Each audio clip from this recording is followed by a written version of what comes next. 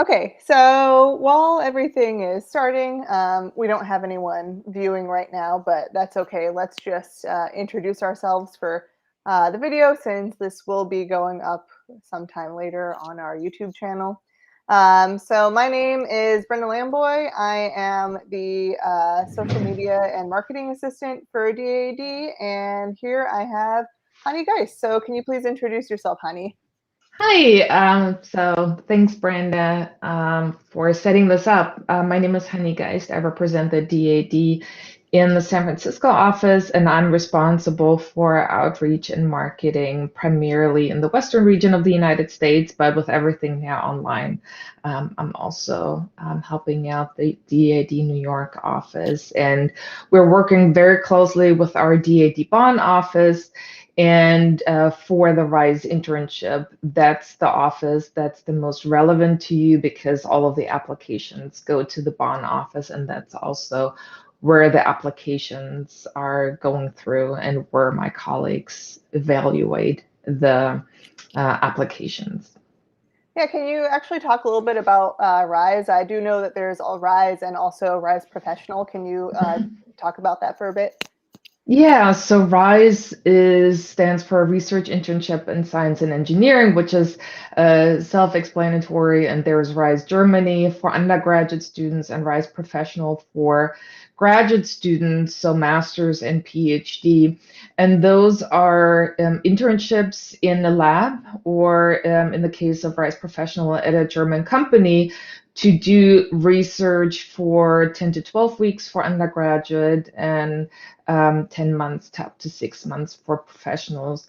And so those are specific internships in the field of biology, chemistry, physics, earth sciences, engineering, and also computer sciences. And one of the really attractive aspects of this internship is to really get hands-on experience, to work in a very specific project with a PhD student or with another supervisor in Germany, and the program is entirely in English, so there's also no language barrier. Of course, it's a really great advantage to know German, especially outside of the university and the lab, but it's not a requirement for the internship. And it's also a paid internship, as applicants or interns get for the Germany internship. They get 861 euros. They get health insurance and liability insurance, and also travel stipend. And for well, in the past year, it was a little bit hard to have a all grantees meeting due to the pandemic. But normally, also all interns are invited to Heidelberg for an all grantees meeting where they all meet the other interns and also learn more about DAD, and that's also covered by DAD. And so it's really a fantastic opportunity to gain experience, but then also, of course, get to know a different country, travel, and really experience another culture, which maybe for some students would not be possible due to maybe financial strains or other commitments. So really, the summer internship is a great opportunity to gain the professional experience, but also really for personal development. Yeah, perfect. And you said that English is the language that's spoken for this internship. Are there, so then there's no language requirement. Can you talk a little bit about some of the other requirements? Yeah, so the minimum requirement, one of them is that you have to finish your second year, or you have to be in your second year by the time you apply. So most students do the internship after their third year. Some do it after their second year, some between the second and the third year. And the requirement is that, and to have experience and taken courses in their field of studies or a related field.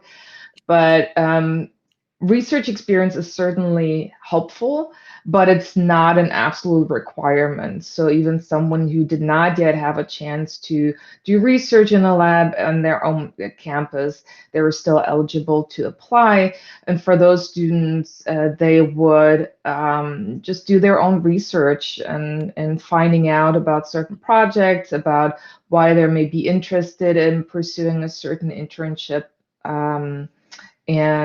So while it is an advantage to have some research experience, it's not a requirement. So we really encourage students that are interested in RISE to apply and to really look into all of the opportunities that are available. And looking at the database now, which you can find just looking up DAD RISE, you'll get to the website, and you will get to the internship application form and the database, and they're currently in all fields of studies that I mentioned. There are 445 internship offers. So there are really a lot of internships. It may be overwhelming. So maybe this is something you don't want to do in just one day, but really look at it several days, really take your time to make sure you see all the internships.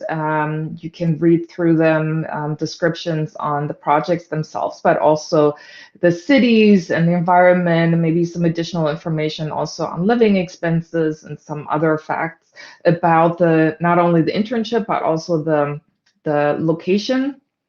And then applicants can apply to up to 3 internships. So with one application, you would identify up to three internships, and you would specify in your individual application letters why you're interested in each. And then, yeah, that will be your application. And to really maximize your chances, I would definitely recommend you apply to up to 3 to make sure you, maximize your chances and get one of those internships.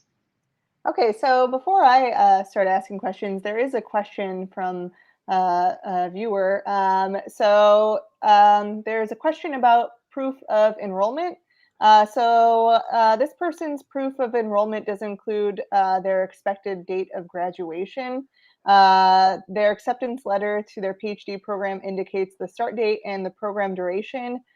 Can they submit acceptance letter with the proof of enrollment? So I'm assuming since they have the PhD, but it doesn't say their specific end date. Is that possible?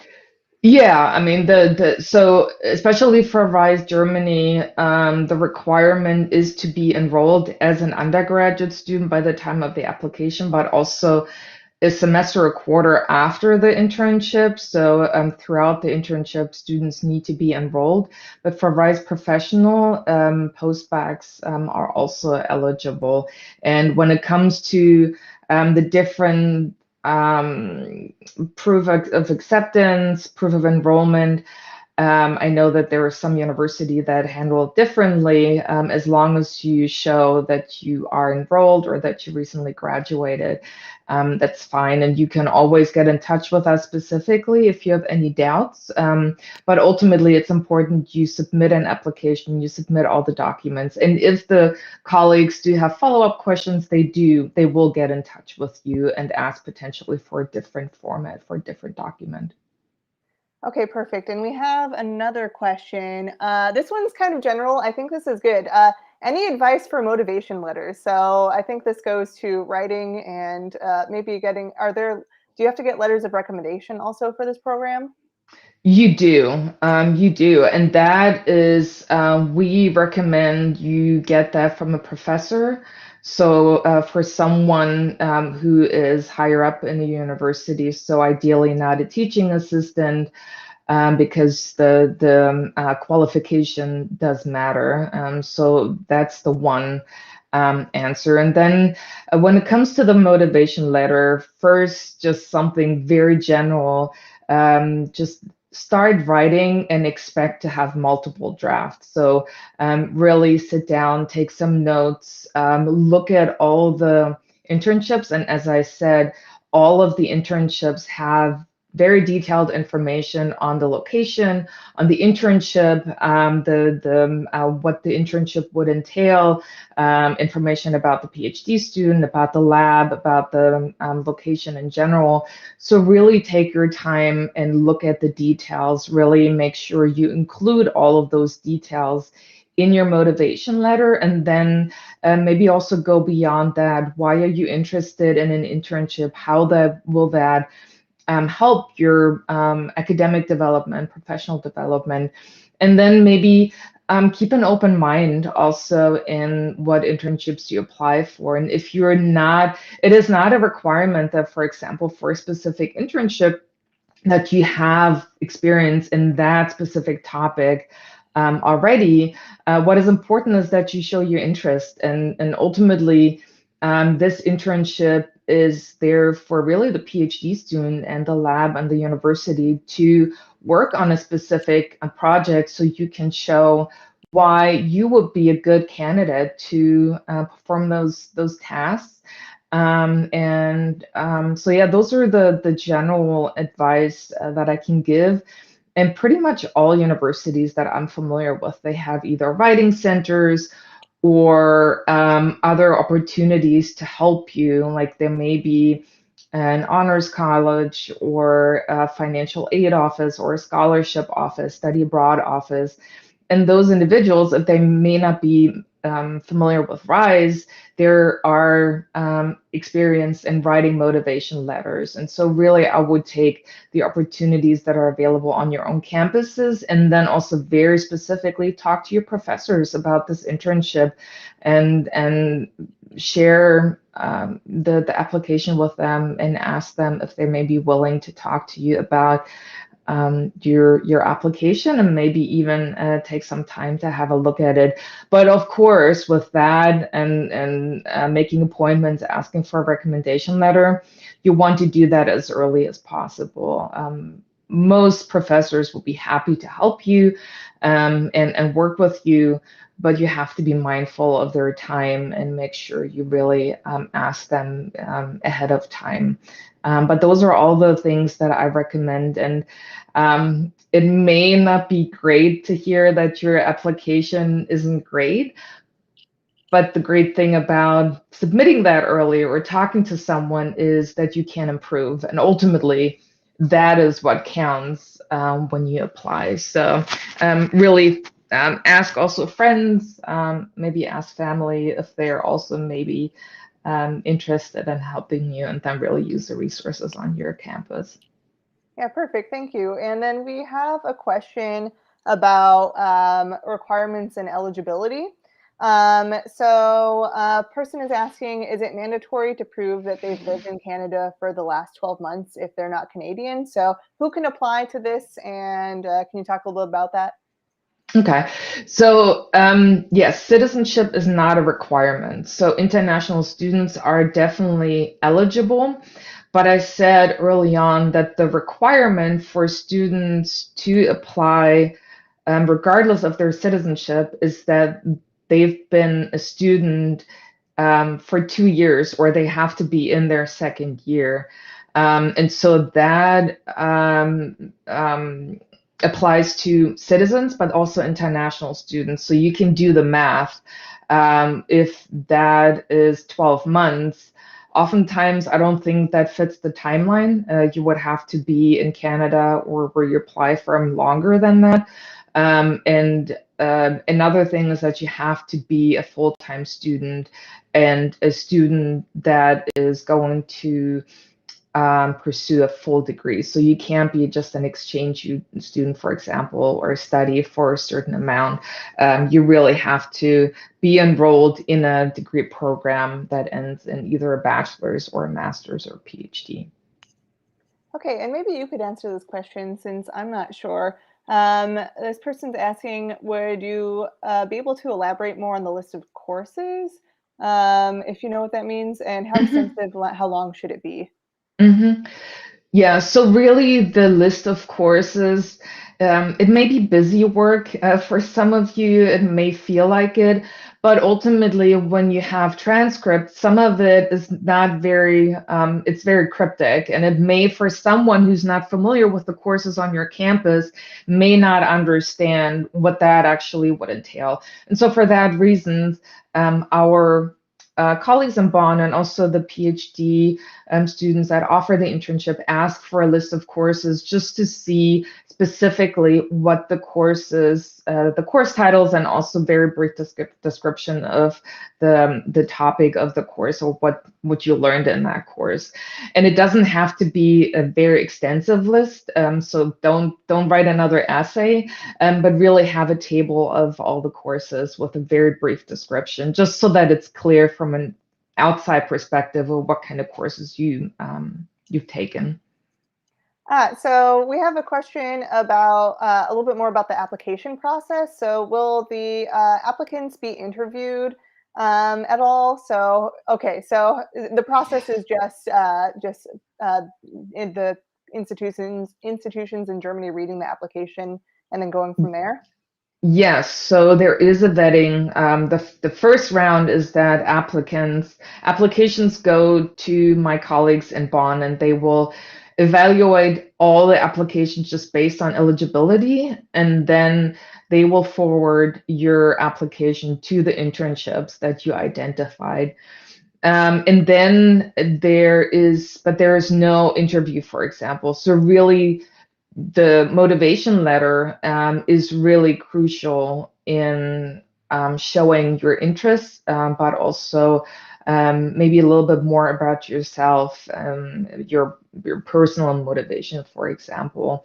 But then there is the contact information of all the internships, all of the PhD students. So you also have the opportunity to get in touch with them, maybe ask follow-up questions and have a conversation through email, for example. But there is no scheduled interview as part of the application process.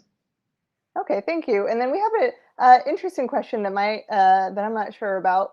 So amenities. So is there like with these different companies and research institutions that you're dealing with, is there any sort of like do they help you with housing and food, like, or is it just like a you have to find out yourself and cook for yourself, and how does that work out? Yeah. So the internship, the scholarship is, as I said, 861 euros, and that really is to pay for your accommodation, for other living expenses such as food. For the accommodation, and with other local kind of like housing or meal options and other opportunities in the city, we ask the PhD students to provide that information. And that's also something that you can already read up in the internship portal. And then the PhD students in the lab, they should, and they usually do, either give you a list of housing opportunities, or they may already know someone who would be able to host a student for several weeks or months. But we do not have a specific placement for housing, for example, already. If you do have problems finding something, then we are always there, either here in the United States or in Canada, or then my colleagues in Bonn to support you should you not be able to find accommodation on your own. But just from personal experience over the past 10 years that the program is running, everyone got an accommodation at some point. And I see another question about a meal plan. So there is no meal plan. This is really an independent internship abroad where you live on your own. Depending on the housing situation, you may live with other roommates and then share cooking responsibilities, for example, if you have a shared kitchen. Otherwise, you would do your own shopping. But all of the universities have really great cafeterias that you have access to. And from my own experience as a student in Germany, there are really a variety of food options that are very reasonable. I mean, you can get full meals and healthy meals in different kinds of dietary restrictions, for example, for about €3. So it's very, very affordable.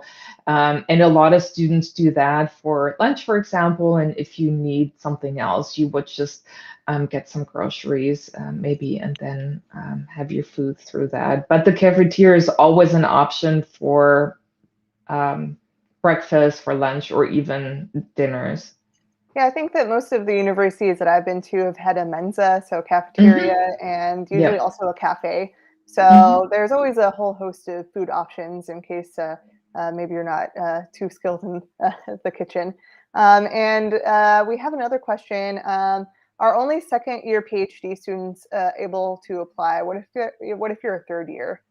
So really the second year rule, it really applies to the undergraduate students where they need to have some academic course experience. So you wouldn't be able to apply as a freshman. That may have been a little confusing. Apologies for that. But that is not, so if you're a master's student, you can apply after your first year. If you're a PhD student, you can apply after your first year. So really, this is a requirement for undergraduates. Something that I haven't mentioned yet, but the DAD RISE website, you can, there's information on RISE Germany, but also RISE Professional. And then on each subpage, there is a fantastic FAQ page. And really, a lot of the questions that you have today, they're also answered on the website. So I really also recommend you go through all of those questions because they are really helpful. Yeah, and we have a question actually about the application portal, which is something that I wanted to ask you about. So how early should you apply? And what if you run into an error while on the application portal? And is the application portal, which website do you use? Do you use the German website? Where do you apply specifically? Just as a side note, I see Daniela is actually on the live stream too, and she's the one in Bonn responsible for RISE Germany. Daniela, if you just very briefly also follow up if that first year is related to RISE Germany or RISE Professionals, if you can just type that in, that'd be helpful. Um, okay, yeah. Sorry, multitasking. Could you please repeat the question? No, so I was talking about the application portal. So, what if a student runs into an issue with the Mhm. application portal, and how early should students apply? So the deadline is December 15th. The database opens November 1st. So currently the database is open. And as early as possible, just in case you run into technical issues, for example, but your application will not be evaluated any sooner. So really all of the applications are only evaluated after the deadline. But we do recommend at least a few days ahead of time. At the very latest, it's the German end of the day deadline. So keep that in mind, especially for anyone applying from the West Coast. Um, and okay. So yeah, so that's and if you run into issues, you can certainly get in touch with us here in the United States or Canada, and we can try figuring it out. But if you have, for example, technical issues and you can't upload a document, you can't download a document, we ask you to get in touch with the tech support in Bonn because we can go in the back end and help you with that. And that's another reason why you should start as early as possible to really make sure you submit your application. If afterwards my colleagues have questions and they may want you to resubmit something, that is always possible, but you will have had to apply it officially through the portal to then be considered for an internship. Okay, so do the different internships have different requirements, or is it like how does since there's different parties involved, right? How does that all Yeah. work? And just since we were talking about requirements, Daniela kindly followed up. So first year students are in theory eligible if they have enough credits. So if you are a student and you're really a freshman in your first year, but on paper, with all the credits that you have from your high school, for example, AP classes, you would then be eligible if officially you've got already the junior standing, so up to 30 credits. And then RISE Pro is for recent graduates also. So if you are in your final year, you're a senior, you're looking for something over the summer during maybe bachelor's and master's or PhD, or to gain experience after, then you would be eligible as a recent grad. So that would only be right after you graduate, not maybe a year after, for example. Okay. And then we have a question about the CV. So applicants who have their CV, would the CV be geared more towards the German style, maybe like a Lebenslauf, or is it more of an American CV? What kind of CV is being looked for? And again, this is on the FAQ page, so it should include, and I'm now just reading just so that it's easier for everyone. It should include contact details, information about your education, work or volunteer experience, and some details about your interests or previous experience in the field. And they even helped you a little bit further and included a link to a website on job search about, and then the CV. So that I would also just have a look at what's available virtually now to just look at examples. And then based on that, you can create your own, or just copy it, use a template, and then add your own information. Okay, perfect. I'm not sure if I have any other questions, or is there anything else that you would like to add about the program? Well, maybe the one thing or two things. First of all, if you want to do it and you doubt it, or you're not sure whether or not you're good enough, just do it. If you don't do it, you won't get it. But if you do it, you have a chance. And really, there is, if you follow the application guidelines and you really take your time to compile all your documents, and then again get a good reference letter, and really spend time on your motivation letters, really tailoring it to the specific internships, then you do have a really good chance of getting those internships, especially if you identify not just one, but really take advantage of all the three options that you can submit. And then what I already mentioned is utilize the resources that are in your own kind of family or friends, but then also on campus, your own professors, your own student advisor, but then also the study abroad offices, the writing center.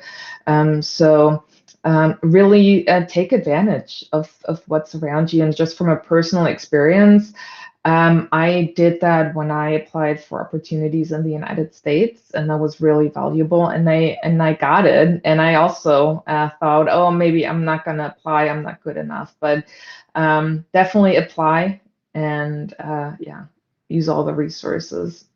So definitely be your own cheerleader and apply early. Yeah, and then the other thing that I recommend is, I mentioned earlier, there are now 445 internships. So there are really a lot, and that really includes all the fields. But in each field, there are a number of internships, and I really advise you to keep an open mind. So maybe something like a city you've never heard of, or a topic that you may potentially not have heard of. Really go through the applications, go through the descriptions, and spend some time on that, and read through it, and really based on that, tailor your applications. Perfect. And if there are any questions, who can students contact? So definitely locally, our me in the San Francisco office or the New York office, of course, my colleague John Paul Kleiner in the Toronto office are always happy to help. But all of the so Daniela I mentioned that who's here in the live stream, she's responsible for the DAD RISE program, and her contact information, and also her colleague who's responsible for the DAD RISE professional. When you go to the RISE website, there is contact information, and you see her name, her colleague's name, and the email for the program. So rise-germany at dad.de and rise-pro at dad.de. Those are the general email addresses. And again, once it gets closer to the deadline, there are more questions. There's a lot more to do. So that's another reason why to start early, really just to ensure that if you do have a question, that we have enough time to answer that and help you. Okay, perfect. And one last question, which I'm not sure that we can answer, is acceptance rate. So I'm assuming your answer is going to be just apply to see, because you'd have a good chance if you apply. Maybe Daniela, since you're here, can I share that, or is that something that we just talk about internally? Generally speaking, though, so you're not just applying to DAD Rise or DAD Professional, you're applying to very specific internships. So it's basically applying to a specific job, and she just confirmed. So it's 1 out of 5. Maybe depending on the internship, better or I don't want to say worse, but maybe there's more competition because some internships are just very sought after. Maybe they're very yeah, they're maybe in a lab that's very popular. Maybe it's on a topic that's really interesting. And those internships may have more applicants and there's only one position. But then there are other internships that may not have that many applicants. And then, of course, your chances are a lot higher. What I would say is don't focus on the application and the success rate, focus on your application and really, yeah, if you spend time on it, if you use the resources, if you really submit not just your first or second or third draft, but maybe the fourth or fifth or sixth, then you do have a very good chance of getting accepted and being selected for one of the internships. Oh, and then we do have another question. So, again, with the portal, the application portal. So once you submit everything, do you get like a confirmation that it's been submitted? Like, how does that work? Yeah, you get a confirmation that it's submitted, and then once you also receive a confirmation that you're eligible and that your application is valid and it's now processed. Once you submit it, you're not able to change anything, if that's what you mean.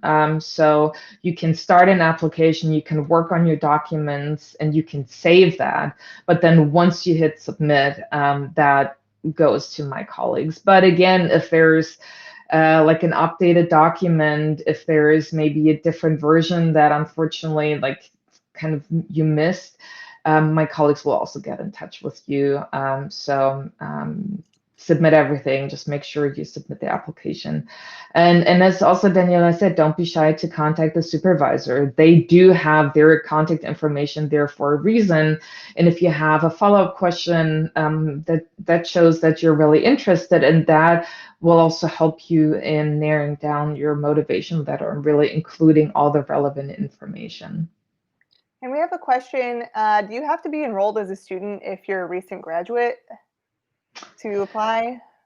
So again, if this is for RISE Professional, if you're a recent graduate, meaning that it's right after you graduate, then you don't have to be enrolled.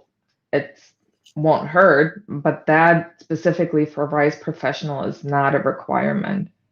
Okay, so you can't be a recent graduate for the other RISE program then. So you have to still be enrolled, but then once the internship starts, you can have graduated Okay. that spring. Okay, perfect. Um, I don't think there are any other questions. So I think that we got a pretty good range of questions. So I think we covered everything unless there's anything else that you would like to add. I mean, yeah, don't be shy. When you say no, Daniela, what do you mean by no? Just to make sure Maybe that was in relation to the if you need to be enroll. enrolled. Yeah. Yeah. No, I mean, really, we're here to support you. We really want you to also succeed. So if you have questions about the application, um, Ah, you have to be enrolled also after the internship in Germany. for the RISE Germany, but not RISE Professional. I'm assuming that's what Daniela means. Yes. Hmm. Okay. Oh, and then I guess we do have another question. Is it acceptable if our letter of enrollment only says our current year rather than specific graduation date? Yes. So we did go over that. So can you reiterate that, Hani, about the graduation date? Um, Sorry, I need to read this. What exactly is the question? So their program doesn't include a specific graduation date. Is that okay for the application, or how does that work? Well, the transcript or the documents need to show that you are a current student and you will still be enrolled with indicating, as Daniela says, indicating how long the program is in total. So if it doesn't include a specific graduation date, then it needs to include that you are a student currently in good standing, that you're a full-time student, and that you are going to be a student after the summer of the internship. And it has to be clear that if you're a second year student, that this is a 4-year program or a 5-year program or a 3-year program. I mean, usually it's a 4-year program. Okay, perfect. I think that might be the last question that we've had. So if there's no further questions, then I would like to thank Hani for joining us and And also answering for our Daniela as the yeah background yeah. person. Thank you, Daniela, for joining us. Yeah. Well, thank you guys so much. So hopefully this YouTube or this video will be posted to YouTube soon, so it will remain so people can access the information later. But as always, please check out our website. A lot of the questions that you have can still be answered over there. So I would like to say thank you all. Um, thank you, Hani. Thank you, Daniela, and Thank you, Daniela. yeah, thank you all for such a wonderful live stream, and I hope all of you have a good rest of your day. And good luck. And do Good apply. luck. If you think about it, do apply. Remember the deadline. It's German time. And the best of luck to you for your application. Yes, thank you guys so much. Have a great day. Bye.